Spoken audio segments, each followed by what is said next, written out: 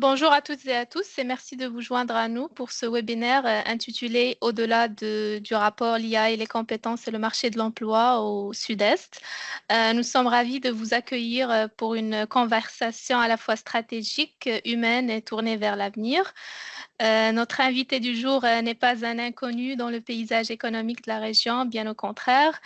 Il porte un nom qui ne passe pas inaperçu, Dr Yves Bourgeois. Donc, la seule bourgeoisie dont il est question ici, c'est celle du savoir, de la réflexion stratégique, et de l'engagement public. Autrement dit, un esprit brillant au service du bien collectif. Donc, Yves a amorcé son parcours ici même à l'Université de Moncton avec un baccalauréat, puis il a ensuite enchaîné à l'Université de Queen avant de compléter un doctorat en économie à l'Université de la Colombie-Britannique.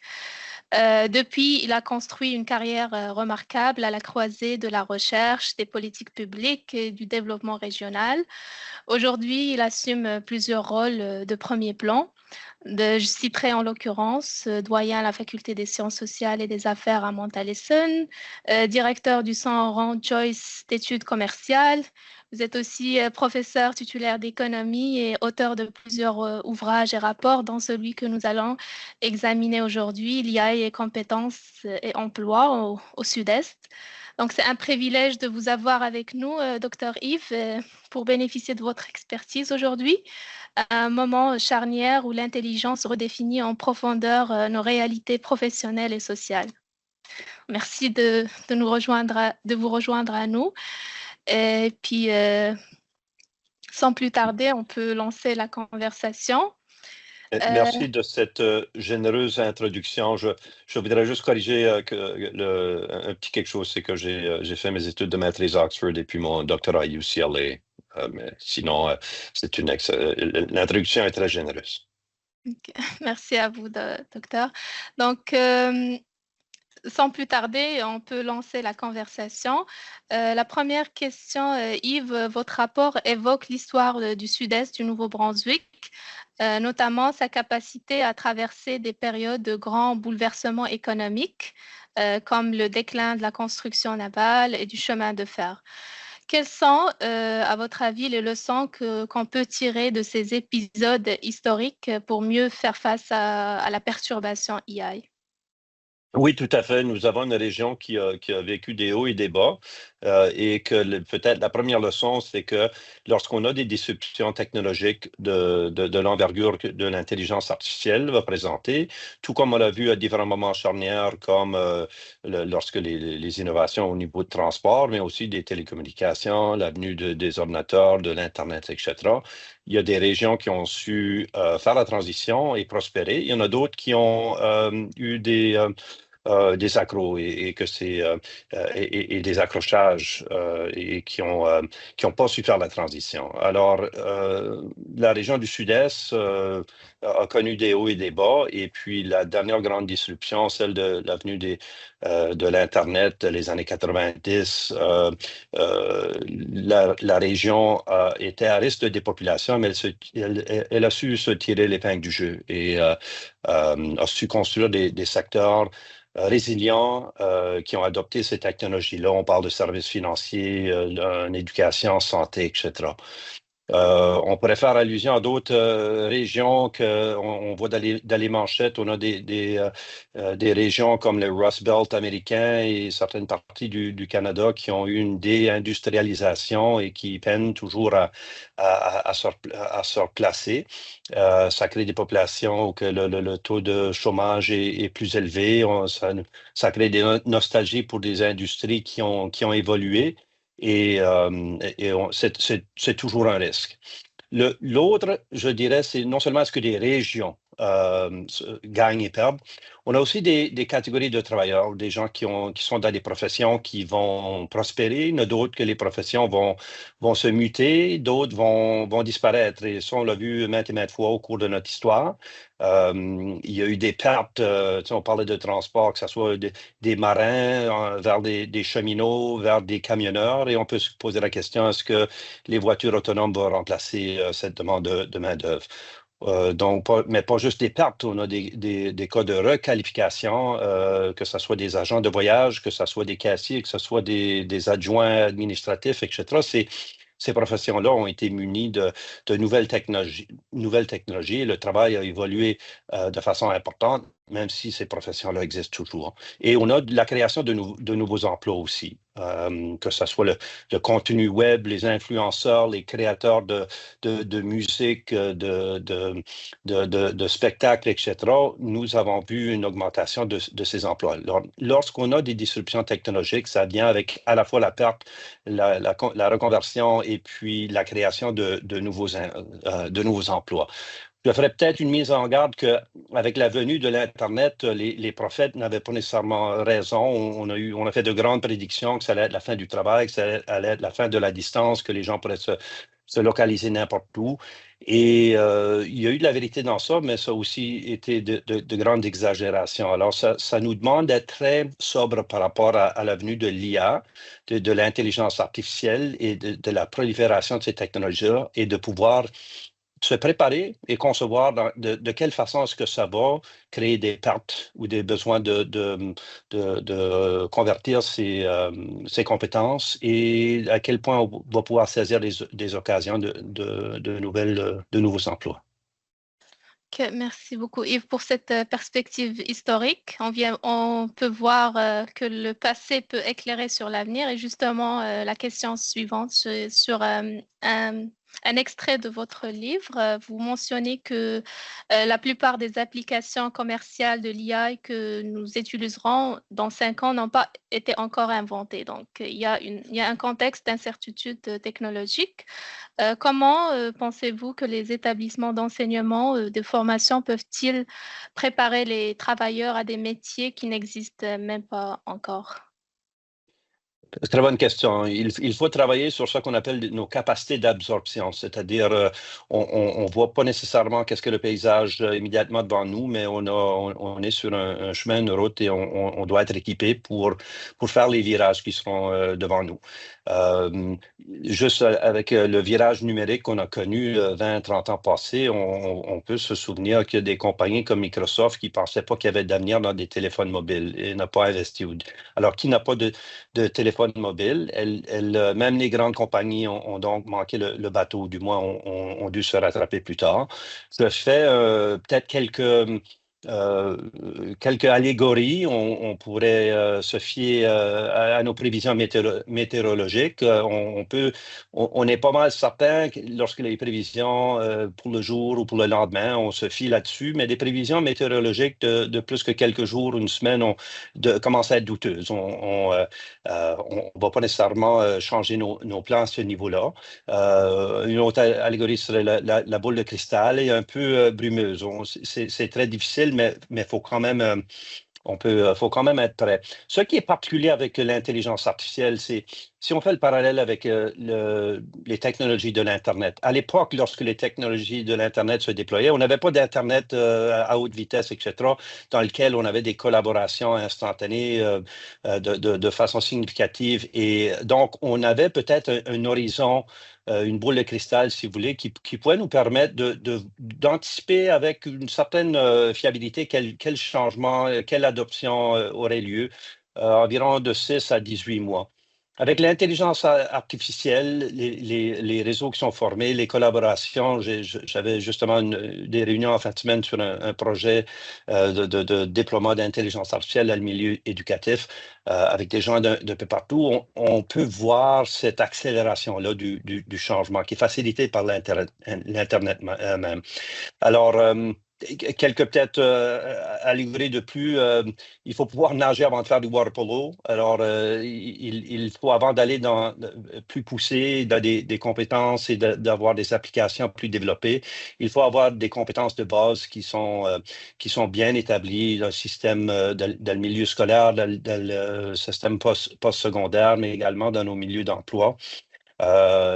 Et je dirais aussi, il faut pouvoir casser des œufs afin de faire une omelette. C'est-à-dire, il faut pouvoir expérimenter. Les projets n'aboutissent pas toujours du premier coup.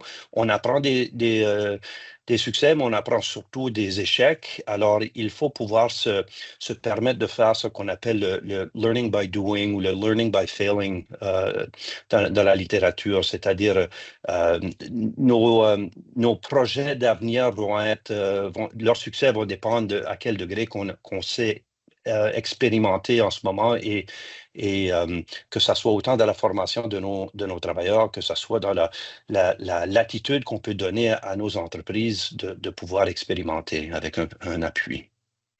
Oui, ça nous ramène ou ça nous mène tout droit à la question des compétences, quand vous venez de le mentionner. Votre rapport invite à se concentrer non pas sur les emplois qui disparaissent, mais plus sur ceux qui évoluent. Et puis, question compétences nouvelles ou à renforcer, quelles sont, à votre avis, celles qu'on doit voir pour les travailleurs du Sud-Est, qu'on doit développer dans les années à venir? Tout à fait. Et si je dis nos boules de cristal ne sont pas parfaites, il ne faut pas trop voir. La mienne non plus. Alors, 5 ans, 10 ans, c'est un horizon qui est très long. La question est juste. C'est que et même je mentionnais des collègues avec qui je travaillais sur un projet, l'horizon temporel est de voire même quelques semaines, quelques mois.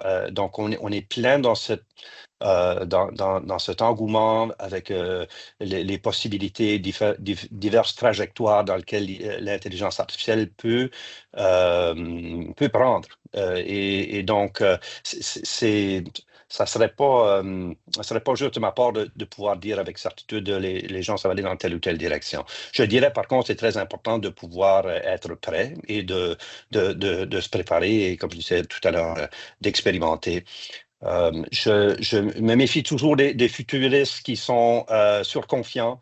Je revendique ou du moins j'encourage les coups sûrs avant les coups de circuit. C'est peut-être moins glorieux, mais c'est plus payant et ça permet d'évoluer avec un plus grand taux de succès. Je nous rappelle que dans les années 1980, j'étais dans le système scolaire à l'époque où on nous disait que les charpentiers, les plombiers, les électriciens, ce sont des professions, que les mécaniciens qui allaient disparaître parce que tout allait être fait avec des ordinateurs. On s'est créé des pénuries de main-d'œuvre malheureuses parce qu'on on a pensé que la technologie allait carrément substituer des compétences. Alors que la réalité, c'est que ces technologies informatiques-là ont complété les compétences de ces travailleurs-là. Et je soupçonne que l'intelligence artificielle est en train ou a l'opportunité de faire la même chose. Pendant les années 90, on disait aussi que les travailleurs de savoir, c'était des travailleurs qui allaient travailler à produire des ordinateurs et des logiciels, etc. Encore une fois, on a sous-estimé que des professions, que ce soit dans les ressources naturelles, l'agriculture, la foresterie, les pêches, ce sont des secteurs de savoir dans la mesure qu'on augmente la productivité en mariant, si vous voulez, en alliant des technologies avec des compétences. Alors, j'aime beaucoup la citation je vais la traduire, mais du PDG de la compagnie NVIDIA, qui produit une des compagnies les mieux cotées au monde parce qu'elle produit des circuits euh, électroniques qui sont à la base de la performance, ou très performants, qui sont à la base de beaucoup de ce qui est fait avec l'intelligence artificielle. Jensen Huang qui disait que l'ironie, c'est il parle de la revanche des diplômés de littérature. Et de ça, il veut dire que on a mis beaucoup d'emphase sur apprendre comment coder, faire le codage informatique, etc. On a des cours de coding for kids, alors le codage pour les enfants. Et on pensait il y a quelques années que ça serait le futur, que tout le monde devrait apprendre à coder. L'intelligence artificielle, le codage est une des choses qu'elle sait faire, qu'elle sait apprendre très vite et c'est comment non seulement créer, mais corriger les erreurs de codage de façon plus performante que les humains. Alors, sa sortie est de dire que ce qui est important pour les humains, c'est de pouvoir bien savoir comment réfléchir, comment bien savoir communiquer, la clarté d'expression. Et ces compétences-là vont très bien s'allier avec ce que l'intelligence artificielle nous permettra de faire. Alors, il est clair pour moi que tous les emplois seront affectés par l'intelligence artificielle. De façon évidente au début, un peu comme lorsqu'on a vu les technologies de l'Internet et les technologies informatiques qui ont remplacé nos téléphones, qui ont remplacé les dactylos par des ordinateurs, parce qu'ils ont toutes ces facettes-là, c'était très dans notre visage, comme on dit au début. Mais au fur et à mesure, on les voit intégrer et s'implanter dans toutes les facettes de notre vie, et c'est moins, disons, choquant de le voir. On soupçonne qu'on verra la même chose avec l'intelligence artificielle. Les changements seront brusques au début, mais ça va s'atténuer, ça va se normaliser. Ça ne veut pas dire qu'on va tous prospérer, tous en bénéficier, mais il y a une certaine normalité de la chose. Ici, on est dans la boule de cristal. Il y aura certains emplois qui vont devenir plus techniques. Il reste à voir certains emplois où on va peut-être miser davantage sur la touche humaine. Je donne un exemple, diagnostic au niveau de santé. L'intelligence artificielle est capable d'accélérer et d'augmenter la fiabilité des diagnostics si on essaie de repérer une fissure dans un os ou un cancer dans le corps. Le fait de façon beaucoup plus rapidement, beaucoup plus performante que les humains. Est-ce que ça veut dire qu'on sera des croisés de chemin? Est-ce que ça veut dire qu'on se permettra de faire des diagnostics beaucoup plus tôt parce qu'ils vont devenir éventuellement moins chers? Ou est-ce que ça veut dire qu'on en fera autant, mais ça nous libérera des gens dans le milieu de santé pour travailler en appui aux autres, aux convalescents qui auront peut-être besoin de plus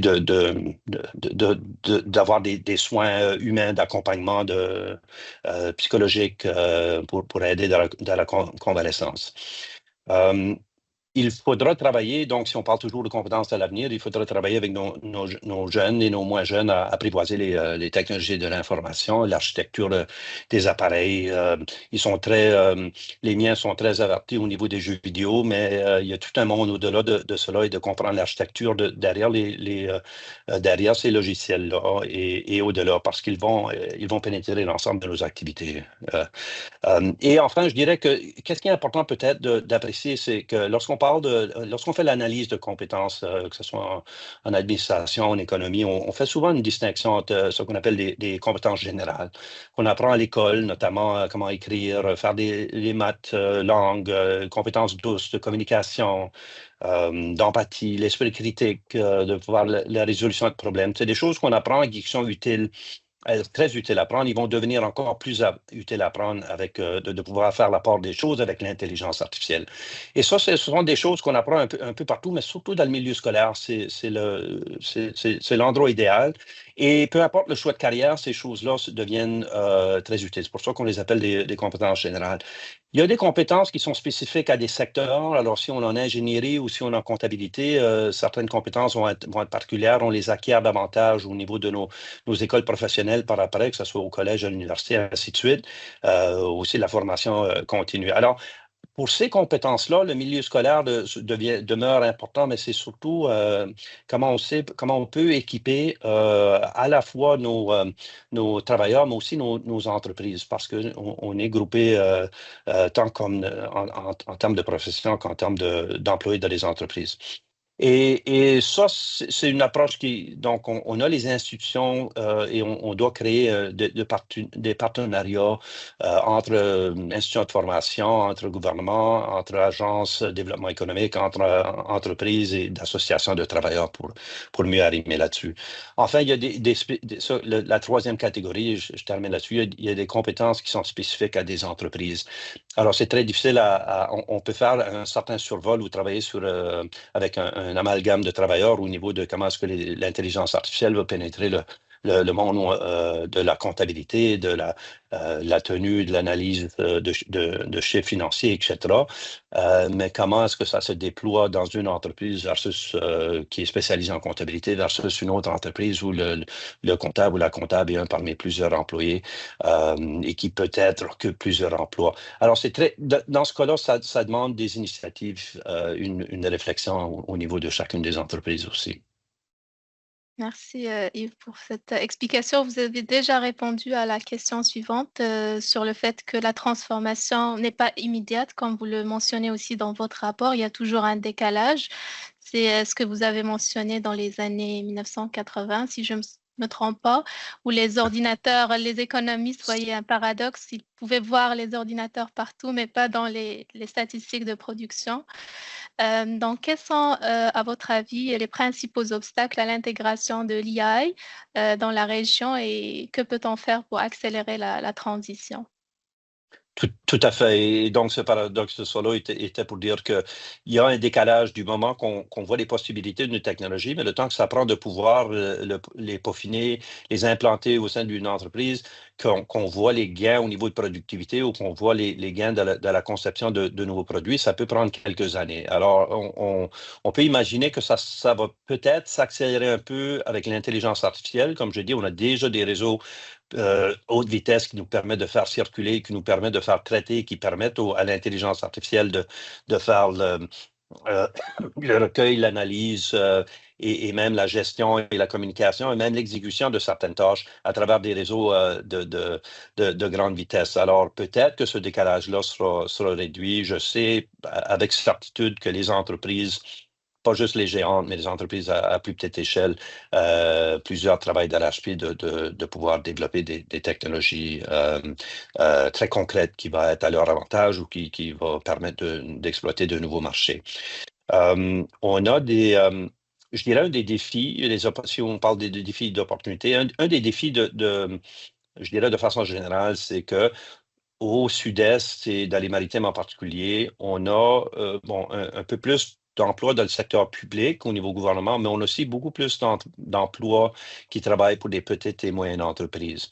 C'est génial, ce sont le cœur de notre économie. Ils ont souvent pas les reins solides, par contre, de pouvoir faire des projets d'envergure, c'est-à-dire de pouvoir accéder à du financement au même titre que les grandes entreprises, que ce soit du financement interne ou de pouvoir sécuriser du financement des institutions financières. Alors, ça limite un peu la capacité d'entreprendre des projets, de pouvoir réduire une ligne de produits sur quoi on travaille pour pouvoir affecter les travailleurs à quelque chose de nouveau. Ça prend de la patience, ça prend aussi comme je dis, des reins solides. C'est peut-être un peu un des défis qu'on a.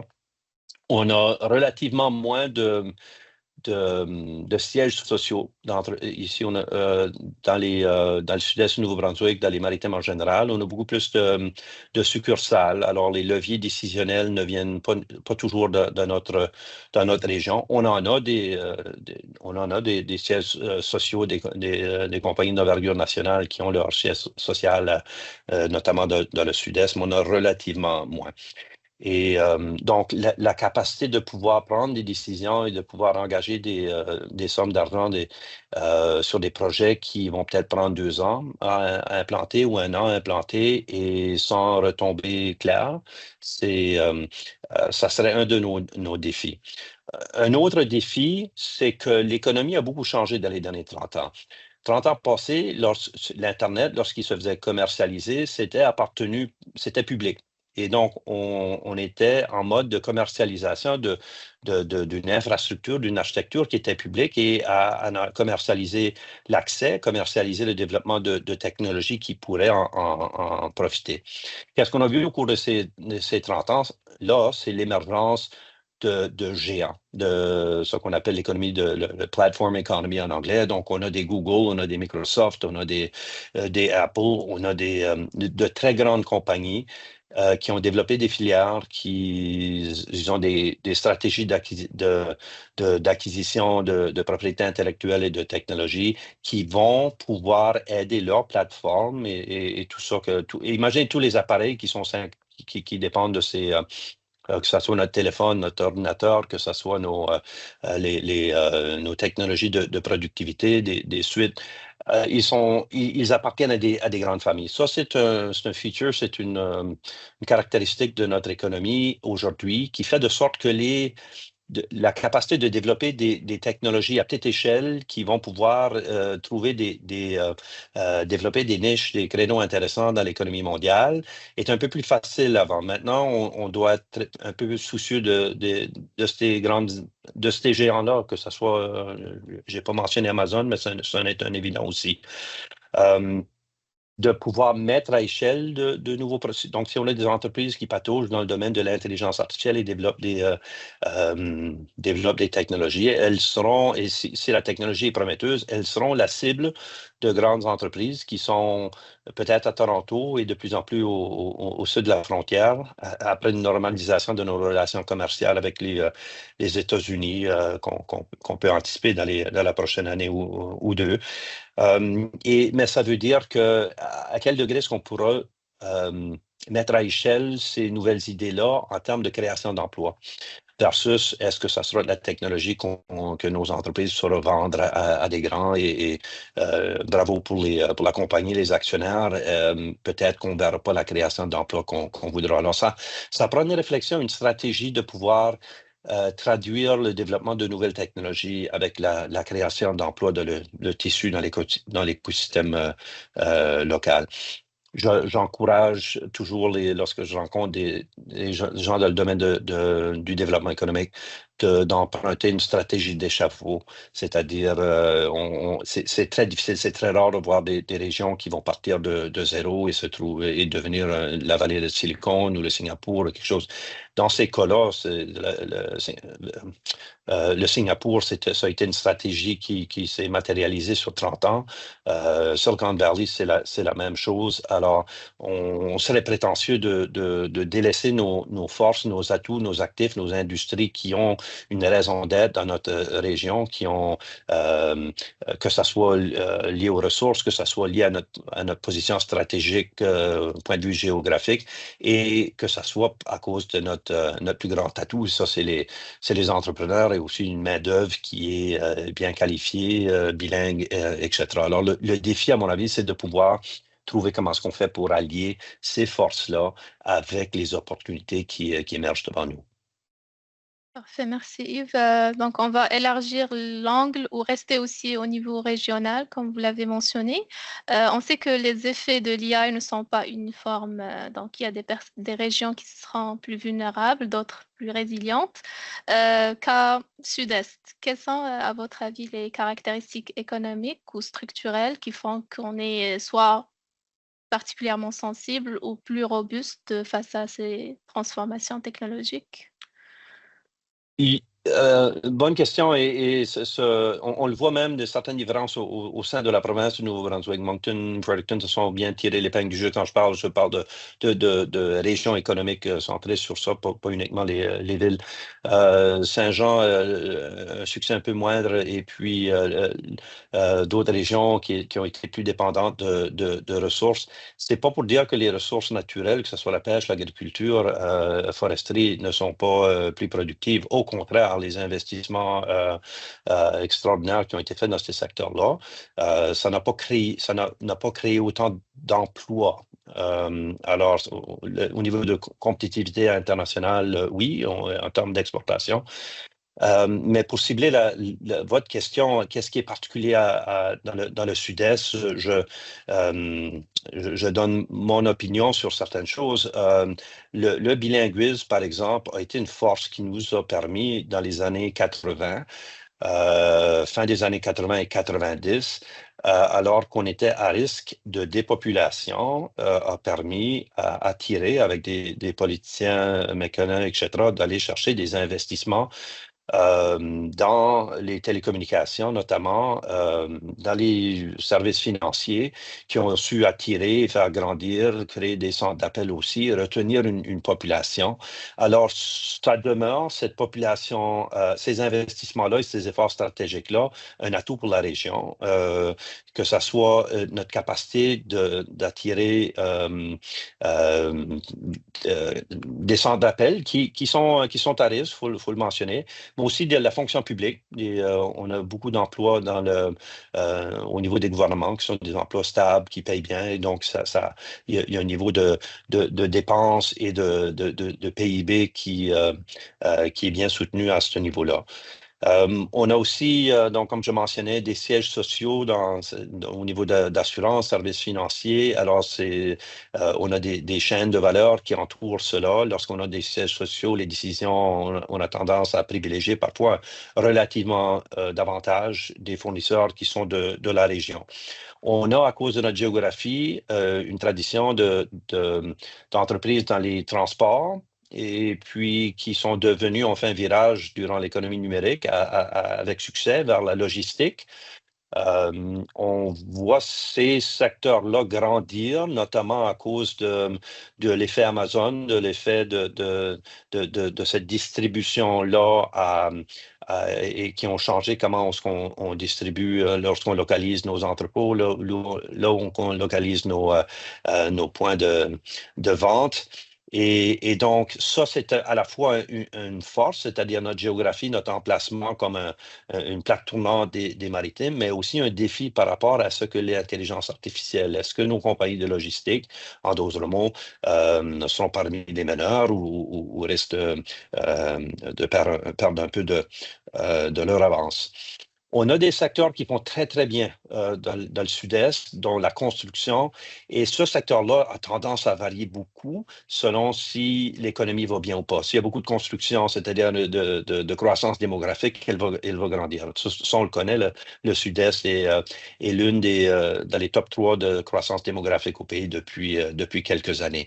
Mais avec les restrictions au niveau d'immigration, on risque de voir un ralentissement de cette construction-là dans les prochaines années. Et qu'est-ce qu'on remarque aussi, c'est qu'on a des succès dans le développement de secteurs liés à la science, à la recherche, à la commercialisation, aux services techniques. Alors, ce ne sont pas juste les universités, les centres de recherche, ce sont également les hôpitaux. Et puis, on voit encore une fois, dans la fonction publique, avec l'agrandissement du ministère des Pêches et Océans. Ce sont de bons emplois, mais ce sont des emplois aussi dans des secteurs qui permettent la possibilité d'avoir des retombées, d'avoir de l'essaimage de nouvelles entreprises qui pourraient y arriver. En termes rapidement de risque, je vais signaler que une des choses qu'on a mal estimé avec l'économie numérique, ça serait le fait que ça accentue les revenus. Les personnes qui gagnent plus d'argent, les personnes qui travaillent à des salaires et à des conditions de travail qui n'ont pas les bénéfices, ce qu'on appelle le gig economy. C'est une caractéristique de l'économie numérique que l'intelligence artificielle pourrait accentuer. C'est-à-dire, le plus qu'on ajoute de souplesse, le plus qu'il y a un risque qu'on pourrait voir des divergences au niveau de revenus et de conditions d'emploi. On a des forces comme les centres d'appel, où on a beaucoup de gens qui travaillent dans ce secteur-là. Ce sont des activités dans lesquelles on voit l'apparition aussi de chatbots. Et donc, dans la mesure que ces choses-là s'implantent, ça représente quand même une menace.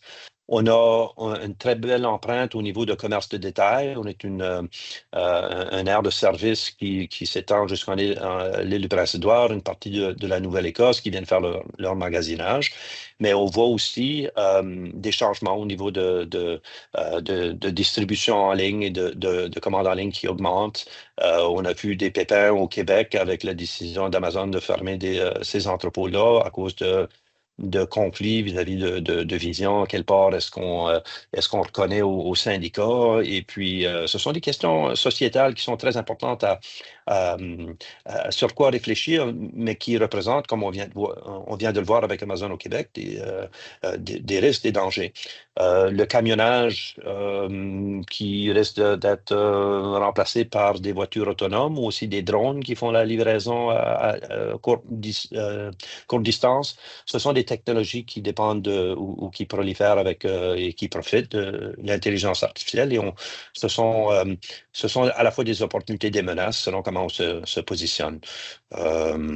Euh, rapidement, sur quoi je viserais pour bâtir, on a la santé, on risque de voir des percées exceptionnelles, extraordinaires au niveau de diagnostic et la capacité de le faire de plus tôt et avec plus grand succès. Si on développe on utilise les actifs qu'on a, les forces qu'on a déjà dans ce secteur-là, dans la région, on pourrait développer de nouvelles technologies, les commercialiser, devenir des centres de recherche. Même chose pour des institutions. Et c'est pas juste dans les formations traditionnelles à l'université, au collège, mais on voit de plus en plus l'implantation dans nos curriculums, que ce soit dans nos institutions d'enseignement ou que ce soit dans la formation tout large de l'utilisation d'intelligence artificielle pour pouvoir aider les gens à maîtriser des compétences, que ce soit à faire une étude de cas, de se préparer pour rencontrer un client. On a des aides, des bots qui nous aident à peaufiner nos présentations. On les utilise de plus en plus avec nos étudiants pour faire des simulations, que ce soit dans le monde des affaires, que ce soit dans le monde de génie, de la médecine, etc. On a des forces à ce niveau-là et on peut les exploiter. Et enfin, à ne pas négliger le fait qu'on a une surreprésentation dans le secteur public. On est capable, c'est pas juste une question quand on parle d'efficience, c'est pas juste une question de réduire les effectifs, on a la capacité d'améliorer notre livraison de services, les rendre encore plus percutantes. Parfait, merci Yves. Un autre point, donc, quand on parle de transformation technologique, généralement, on se dit peut-être il y a aussi des inégalités potentielles. On le sait que l'IA peut amplifier la polarisation des revenus ou des opportunités. Quelles mesures concrètes les gouvernements ou les entreprises de notre région peuvent-ils prendre pour assurer une répartition plus équitable des retombées économiques de l'IA? Bonne question. Et tout simplement rappeler rapidement deux choses. Qu'est-ce qu'on a observé pendant l'économie de l'Internet? C'est une bifurcation, c'est le clivage entre des gens qui qui travaillaient plus d'heures et d'autres qui en travaillaient moins, avec moins de conditions de conditions de travail moins avantageuses. Alors, ça crée un clivage euh, au niveau des revenus. Mais on a aussi vu l'émergence de géantes, de compagnies géantes qui contrôlaient un peu au sommet des chaînes de valeur ajoutée, ce qu'on appelle le platform economy. Donc, en tenant compte de ce contexte-là, je nous encourage à réfléchir à la fois à moyen terme et au court terme. Qu'est-ce qu'on peut faire à moyen terme? On risque de voir, écoute, je ne fais pas je ne fais pas nécessairement des recommandations, mais je vous signale qu'avec ce clivage-là, avec le fait qu'il va y avoir des gens qui vont travailler moins d'heures, mais on voudra comme société qui est aussi à la fois de point de vue humain, qu'on veut que ces gens-là vivent avec un niveau de revenus qui peuvent supporter leur famille adéquatement et qui deviennent aussi des consommateurs. Sinon, notre économie ne pourra pas prospérer. On peut avoir les meilleures technologies IA si on ne répartit pas cette richesse-là que nos sociétés produisent à leur plus haut niveau de notre histoire de l'humanité. Si elles ne sont pas réparties, notre économie va pas performer comme elle le pourrait parce qu'on n'aura pas les mêmes consommateurs. Alors, ça nous fait réfléchir sur un peu partout à travers le monde, à savoir est-ce qu'on a besoin de mécanismes qu'on expérimente avec ici et là, des schémas de salaire minimum garanti, par exemple, ou un revenu garanti. De base qui assure que les gens puissent consommer parce qu'on n'a peut-être pas besoin autant d'heures travaillées. C'est peut-être moins d'heures travaillées, c'est une bonne chose, mais si ça vient avec moins de revenus, c'est autre chose. On a démantelé l'État-providence dans les dernières 30 années. On a voulu, on le voit aux États-Unis avec les efforts de budget, Le problème, c'est que si ça rend la population moins capable de se soigner, de consommer des soins de santé, d'être heureux, d'être productif, ça risque de nous causer du tort. Euh, Ce n'est pas la cause, c'est-à-dire ces situations-là ne sont pas causées par l'intelligence artificielle, mais dans notre structure d'économie actuelle, ça pourrait être aggravé si on prend pas ces choses-là au sérieux. C'est-à-dire que lorsque la population est en santé, lorsque la population est instruite, lorsque la population travaille et gagne un revenu, nos économies vont mieux parce que ces gens-là dépensent aussi. Euh, alors, ce sont des réflexions à moyen terme qu'on on sera pas. Ça ne veut pas dire qu'on peut le faire à vase clos ici, mais on ne sera pas immun non plus de ces questions-là parce qu'on a des populations qui sont qui peinent à payer le loyer, qui peinent à pouvoir investir en eux-mêmes en termes d'éducation et toutes les choses qu'on demande, ce qu'on demande de faire, de pouvoir se réinventer et de pouvoir capitaliser sur les nouvelles opportunités. Si on n'a pas une marge de manœuvre, ça sera difficile. À court terme, les efforts dans nos régions, et on le voit ailleurs, et je lance pas une alarme, mais il y a un sens d'urgence à le faire. Il faut mobiliser la population, il faut mobiliser les travailleurs, les entreprises, les associations professionnelles, les associations de travailleurs, les agences de développement économique. Faut pas de panique, mais de façon quand même assez urgente parce que ça évolue très rapidement et on veut pas être, on n'a pas peut-être besoin d'être les premiers. C'est très difficile, très coûteux à innover, mais on ne veut pas être les derniers non plus parce qu'on manque le bateau en bon français. À court terme, il faut repenser, pas de façon existentielle, mais il faut revaloriser notre système d'éducation. La santé s'accapare beaucoup de ressources. On n'investit pas autant qu'on pourrait appuyer nos enseignants dans le milieu scolaire à faire tout ce que l'on demande de faire. Et c'est très important, comme je disais plus tôt, d'avoir les compétences, de pouvoir faire la résolution de problèmes, la pensée critique, mathématiques, langue, etc. Ces compétences-là de base demeurent tout aussi percutantes et pertinentes dans la nouvelle économie. Euh, et en plus de pouvoir apprivoiser les nouvelles technologies. Alors, il ne faut pas faire l'erreur de penser que si on veut saisir les occasions de l'intelligence artificielle, il faut que tous nos enfants dans le milieu scolaire soient derrière un ordinateur à la journée, d'apprendre comment coder ou d'apprendre comment développer des large language models pour développer les prochaines générations d'intelligence artificielle. Ça, de pouvoir faire la part des choses et de pouvoir reconnaître comment ces technologies-là sauront être implantées dans nos industries qui produisent de la nourriture, qui produisent des biens, qui produisent des services qu'on a l'habitude. Ici, pour clore, je dirais, c'est la même chose avec lorsqu'on l'a vécu avec les technologies de l'Internet. C'était pas au début, on avait un certain engouement, on pensait que c'était qui allait on parlait du dot-com boom et puis bust à l'époque, c'était qui allait développer la prochaine compagnie technologique. Alors là où on a vu les gains de productivité, les économies prospérer, c'est lorsqu'on on savait utiliser ces technologies-là et les intégrer dans nos processus, dans nos entreprises traditionnelles. Et c'est ça le défi actuel avec l'intelligence artificielle, je dirais à court terme, c'est de pouvoir donc aider de créer des initiatives pour les travailleurs qui vont perdre leurs emplois, de pouvoir ne pas rester sur le chômage longtemps, mais de pouvoir avoir des formations qui vont pouvoir les relancer rapidement. Que les entreprises et les travailleurs qui existent et qui veulent expérimenter, qui veulent développer des nouvelles lignes de produits ou implanter cette technologie avec succès, on va devoir les appuyer parce qu'ils n'ont pas les reins solides. On doit expérimenter et parfois échouer avant qu'on puisse réussir.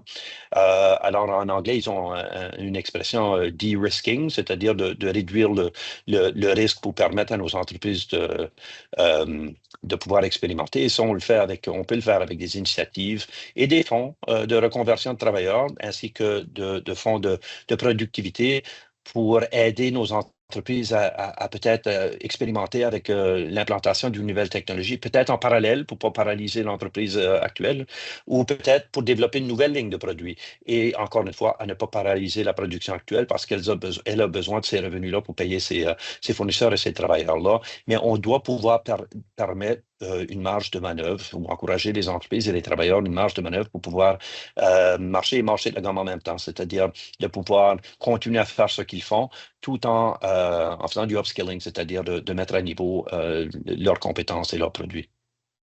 Parfait, merci Yves. Ça nous ramène à la question suivante. Comme vous le mentionnez dans votre rapport, pour que tout cela fonctionne, il faut une chose essentielle, c'est la collaboration. Dans votre rapport, vous insistez sur la nécessité d'initiatives collectives, que ce soit entre institutions, entreprises, collectivités.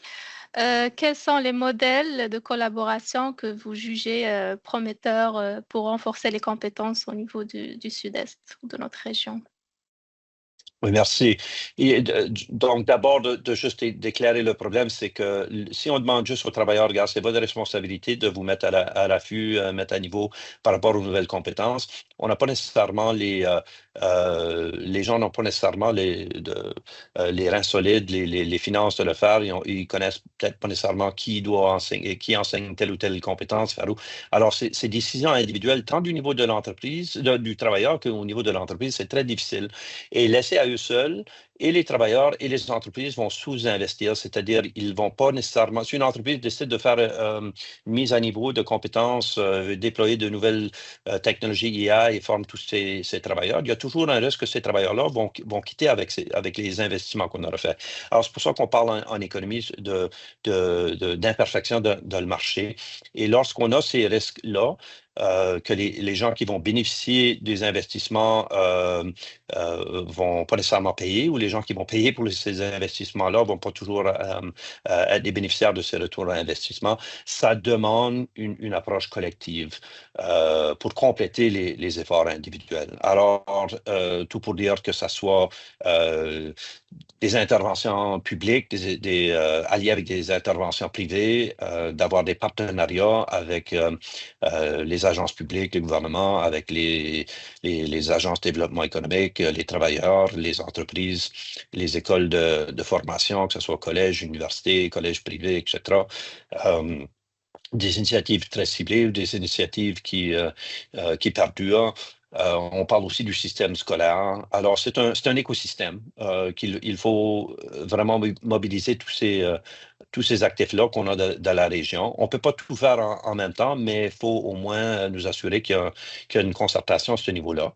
D'assurer qu'il y a des compétences de base qui sont enseignées dans nos écoles et dans nos institutions postsecondaires et qu'on puisse permettre à nos entreprises et à nos travailleurs de pouvoir accéder à de la formation continue pour pouvoir s'équiper de compétences qui seront prisées dans cette nouvelle économie-là qu'on est en train de voir émerger.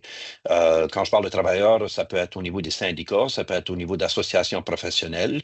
Par exemple, si on est comptable puis on est membre du CPA, notre organisation qui représente notre profession a des formations qu'elle peut préparer pour ce qui est de l'avenir.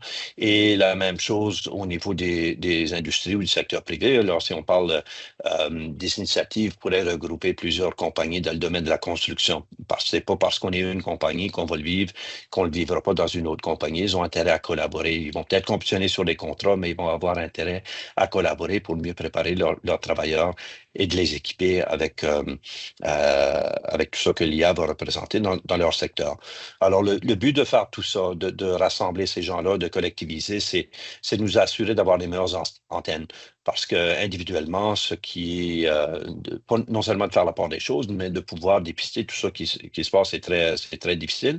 De faire ce travail de façon collective nous prépare mieux dans l'avenir.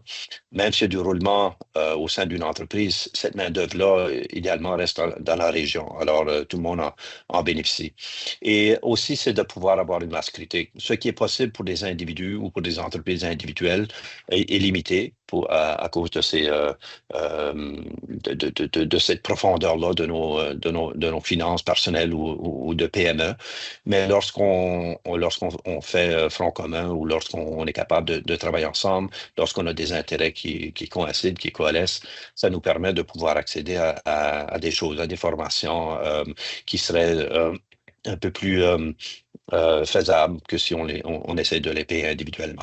Alors, de quelle sorte de compétences, peut-être je pourrais terminer là, de quelle sorte de compétences qu'on parle? Encore une fois, c'est pas juste les compétences techniques liées aux technologies de l'information et de l'intelligence artificielle, que ce soit du machine learning, que ce soit de la visualisation des données, de la programmation. Ces compétences-là sont importantes à exposer dans le milieu scolaire et postsecondaire.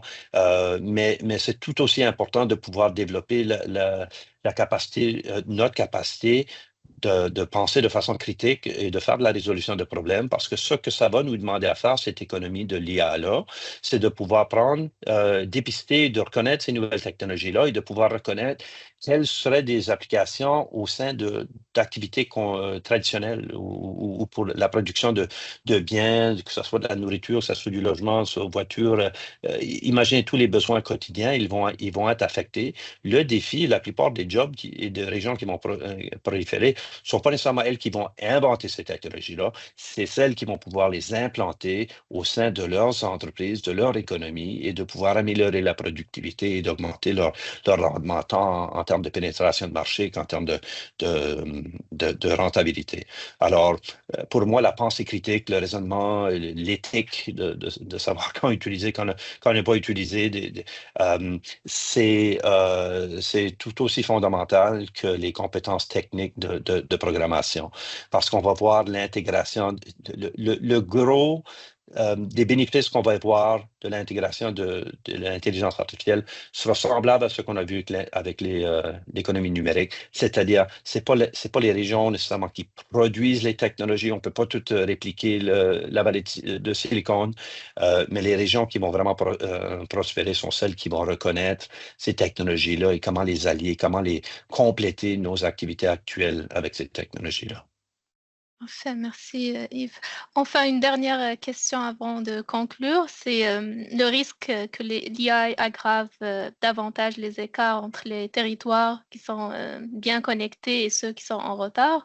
On se pose la question ici, quelle action concrète pourrait être mise en place pour éviter que certaines zones soient, notamment rurales, soient laissées à côté de la transition? Je dirais ce que ce n'est pas et ce que c'est. Ma crainte n'est pas un écart, je dirais, de technologie ou d'accès. On a fait beaucoup de progrès et puis de pouvoir avoir haute vitesse, de pouvoir avoir des ordinateurs performants n'est pas une source de désavantage économique pour notre région. On est bien nantis.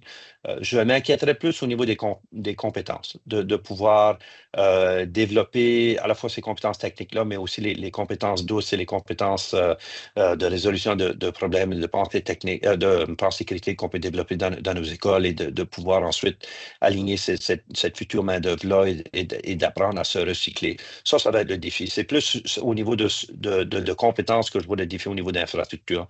En fin de semaine même, j'avais un appel avec euh, des gens de l'Inde, des États-Unis et de la Grande-Bretagne sur un projet de pouvoir introduire l'intelligence artificielle dans comment est-ce qu'on fait du coaching au niveau de certaines activités qu'on fait dans les universités, que ce soit aider les étudiants qui veulent développer des plans de marketing ou aider les étudiants qui ils doivent présenter un projet d'entreprise à des investisseurs ou autres. Alors, on est capable de développer, utiliser l'intelligence artificielle pour les aider, pour les accompagner à mieux travailler ces plans-là. Et puis, je le faisais de Grande-Ligue, un petit village sur la côte. Je le faisais C'est pas juste l'appel vidéo qui est l'enjeu, c'est le fait que les technologies qu'on utilisait ou les